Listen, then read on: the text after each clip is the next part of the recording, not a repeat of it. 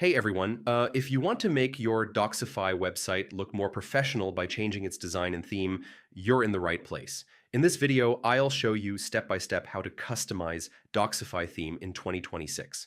First, open your index.html file. This is where all your Docsify settings and theme configuration are stored. Next, add a theme CSS link. This is what instantly changes the overall look of your website. Now choose a theme style like light, dark, or custom themes. Different themes can completely change your site's appearance. Make sure load sidebar and load navbar options are enabled. These help your layout look complete and professional. You can also add custom CSS.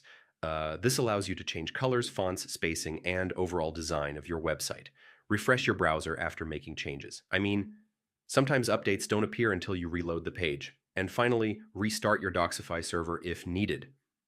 This ensures all theme changes are properly applied. So yeah, that's how you customize Docsify theme.